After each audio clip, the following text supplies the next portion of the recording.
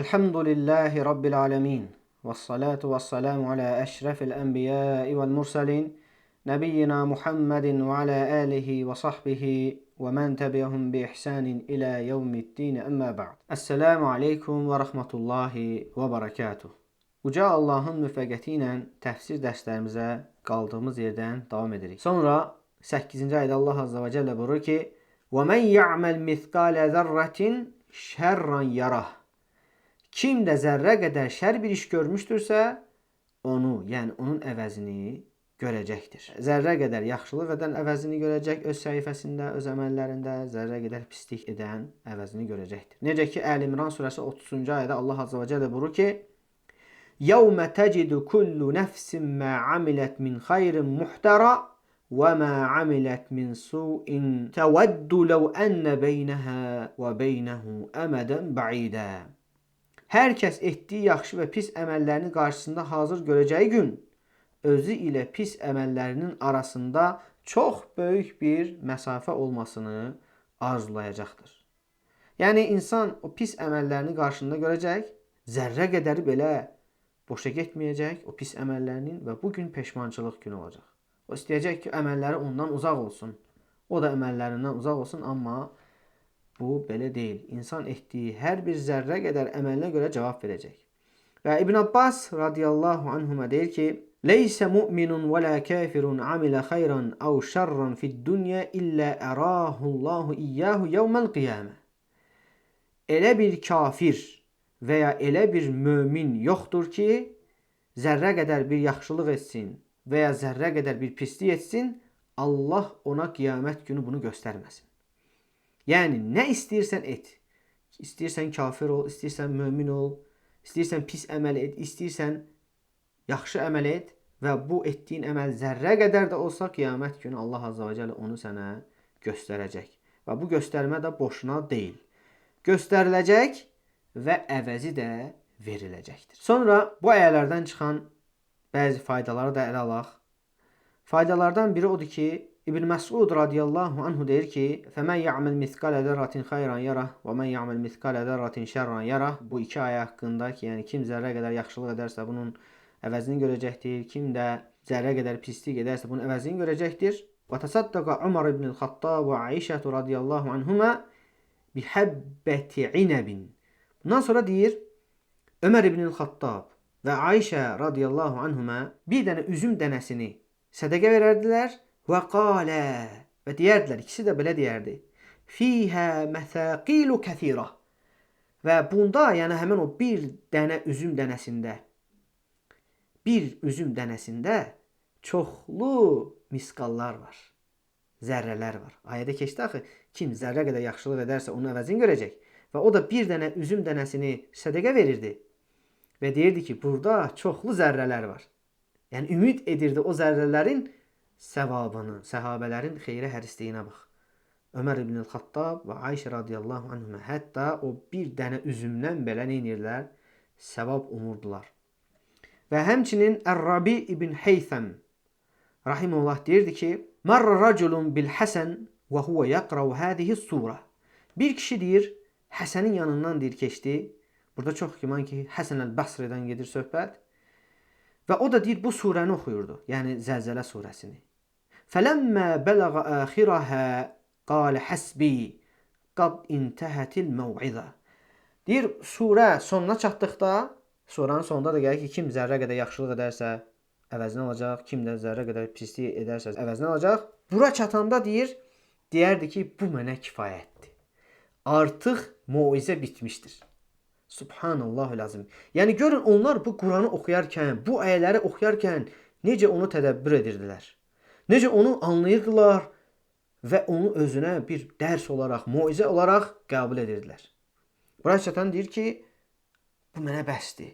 Artıq muizə bitmişdir. Yəni artıq insan nə etməlidir? Bundan sonra zərrə qədər pislik etməkdən çəkinməlidir. Zərrə qədər də olsa yaxşılığı etməkdən usanmamalıdır və ya bunu az görməməlidir. Həmçinin bu ayələrdən çıxan faydalardan biri odur ki, həqiqətən Allah hər şeyə qadirdir. Əgər Allah Azza və Cəllə bir şeyə əmr edərsə, mütləq o baş verər. Hətta cansızlar belə, hətta cansız əşyalar belə Allah əmr edərsə, onlar bunu edərlər. Əgər danışmağa əmr edərsə danışarlar və digər əmrlərin hamısını yerinə yetirərlər. Necə ki Fussilet surəsi 11-ci ayədə Allah azza və cəllə buyurur ki: "Thumma istawa ilə's-səmai və hiyə duxan, faqala laha velil-ardi itiya taw'an aw karhan qalata atina ta'iin." Sonra o tüstü halında olan göyə tərəf yönəlib ona və yerə buyurdu. Yəni hamısı cansız əşyalardır. Göy, yer, səma. Könüllü surətdə və ya məcburi olaraq gəlin. Əmrimə boyun əyin yəni. Onlar könüllü olaraq gəldik deyirlər. Yəni Allah azza və cəllə yerə əmr eləyir, səmaya əmr eləyir ki, könüllü və ya məcburi olaraq onlar da cavab verirlər. Könüllü şəkildə gəldik deyirlər və bu Allahın sonsuz qüdrətinin bir əlamətidir. Necə ki burada deyir ki, bi enne rabbeke evhalaha, yəni yer danışır, xəbər verir çünki Rəbbin ona bu cür vəhy edir.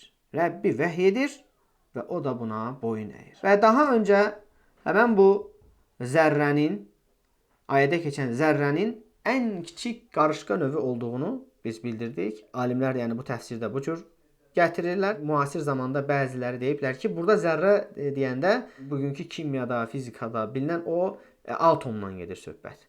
Atom zərrəsindən. Çünki hal-hazırda ərəb dili lüğətinə biz baxdıqda atoma da zərrə deyilir. Çünki ərəblər bildikləri ən xırda bir şeyə zərrə deyirdilər. Yəni o qarışqa da ən xırda gördükləri üçün ona zərrə demişdilər və bunu zərrə deyəndə həmin o xırda qarışqanı anlayırdılar və daha sonralar elm inkişaf etdikcə, maddələrin o kiçik hissələrinə endikcə gördülər molekullar var, atomlar var, protonlar, neytronlar və s.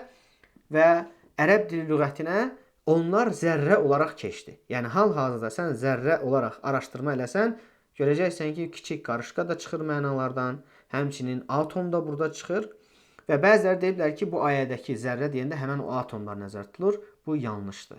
Bu yanlışdır.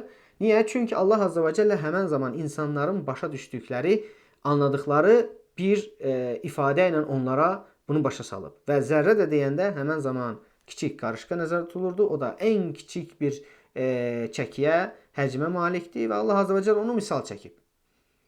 Və doğru olan da budur. Şübhəsiz ki, hətta sənin etdiyin o yaxşılıq, o atom qədər də xırda olsa, yəni o qədər də xırda olsa, Allah azza və cəllə onun əvəzini verəcək. O başqa məsələdir. Burada söhbət ona gəlir ki, ayədə keçən həmin o zərrənin mənası nədir?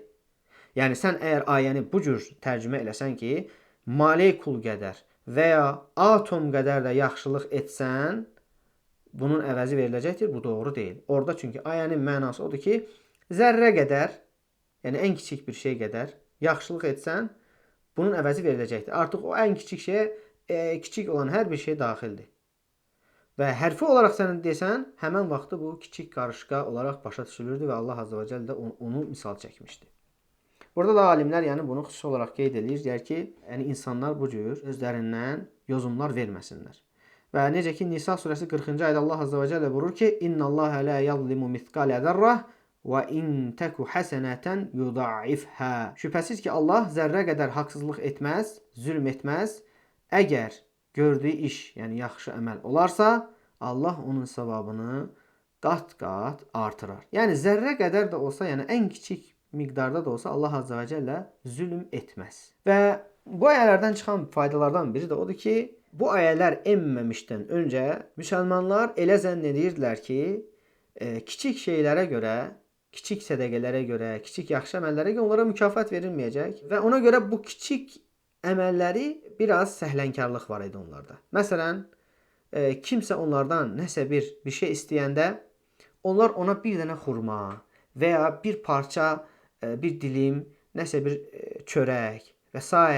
və ya bir dənə qoz və bu cür kiçik bir şeyləri verməkdən həya edirdilər, çəkinirdilər və düşünürdülər ki, bunun bir nə savabı yoxdur və yaxud da ki, bu yaxşı bir iş kimi bunu görmürdülər ki, yəni bir kimsə istəyirsə səndən bir şey, sən gərək sevdiyindən verəsən, daha çox verəsən, bol verəsən və bunu yaxşı əməl olaraq görürdülər. Amma bu kiçik əməllərə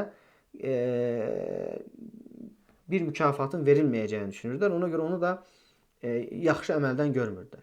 Amma bu ayələr enəndən sonra artıq gördünüz, sahabələr hətta bir dənə üzüm dənəsini belə sədəqə olaraq bəzən verirlər və ya bir xurma ilə, bir xurmanın yarısı ilə da olsa sədəqələr verirdilər. Necə ki, bu haqda hətta Peyğəmbər sallallahu əleyhi və səlləm də buyurur ki, xurma və xurmanın yarısı qədər də olsa sədəqə ilə özünüzü oddan qoruyun. Yəni onlar artıq bu ayələri bildikdən sonra, bu hədisləri bildikdən sonra bir xurma ilə də olsa, bir dənə xurmadan gedir söhbət. Kiməsə yaxşılıq eləməkdən çəkinmirdilər, utanmırdılar, bunu edirdilər. Hətta gördüyünüz kimi bir üzüm dənəsini belə verməkdən çəkinmirdilər. Və həmçinin bəziləri də elə fikirləşirdi ki, kiçik günahlara görə onlara bir cəza verilməyəcək. Məsəl üçün bir haram baxışa görə, bir məsəl üçün kiçik yalana görə və s. düşünürdülər ki, onlar bunun hesabını verməyəcəklər. Allah Azza və Cəllə böyük günahlara görə, ancaq böyük günahlara görə onlara cəza verəcək. Və bu ayədən sonra artıq onlar başa düşdülər ki, hətta onların etdiyi pis əməl az da olsa, kiçik də olsa, buna görə onlara cəza olacaq, hesab olacaq və bu nəticədə onları hətta zərrə qədər də olsa pislik etməkdən çəkindirirdi. Bu həqiqətən də belədir. Əgər insan yaxşılıq edərkən onun kiçikliyinə baxmasa və bu yaxşılıqlar kiçik olsa da artıb çoxalır, Allah onu bərəkətləndirir. Kiçik yaxşılığı etməyən böyük yaxşılığı heç etmir və şübhəsiz ki, bu kiçik yaxşılıqlar onu böyük yaxşılıqlara aparır və ən azından o kiçiklər yığılır bir yerə, böyük olur və eyni zamanda da o kiçik pisliklər ardınca böyük pislikləri gətirir və yaxud da ən azından o kiçik pisliklər davamlı olduqda, üst-üstə yığıldıqda böyük günahlardan da böyük olur. Necə ki, alimlərdən bu haqda gözəl kəlmələr var. Deyirlər, sən günahın kiçikliyinə baxma, birincisi onu kimə qarşı etdiyinə bax, həmçinin günahın kiçikliyinə baxma, bax ki, sən dağlar necə kiçik daşlardan, qum dənəciklərindən, torpaq dənəciklərindən formalaşır. Yəni, baxmayaraq ki, o daşlar kiçikdir, amma bir yerə yığılanda hətta böyük bir dağ olur. Və yaxud da ki, sən günahın kiçikliyinə baxma, o günahı kimə qarşı etdiyinə bax. Və ya o kiçik olsa da onu sənə qadağan edənin əzəmətliyinə bax. Allah da onu sənə qadağan eləyən, aləmlərin Rəbbi Allah da onu sənə qadağan eləyən. Baxmayaraq ki, o kiçikdir. Ona görə yəni insan kiçik günahlara da əhəmiyyətsiz baxmamalıdır, onlardan çəkinməlidir. Və uca Allahdan dilərəm ki, bizlərə eşitib faydalanlardan etsin. Zəlzələ surəsinin təfsiri də bax belə müxtəsər, gözəl, faydalı bu qədər. Allah Azza və Cəllə bizləri faydalananlardan etsin. Allah Azza və Cəllə bizləri zərrə qədər də olsa yaxşılıqları etməyə və buna təşviq etməyə müvəffəq etsin və zərrə qədər də olsa pisliklərdən çəkinənlərdən etsin. Allahumma amin. Və subhanəkə Allahumma və bihamdik. Əşhədu ən la ilahə illə ənt. Əstəğfiruka və atubu ileyk. Vəssalamu aleykum və rəhmətullahi və bərəkatuhu.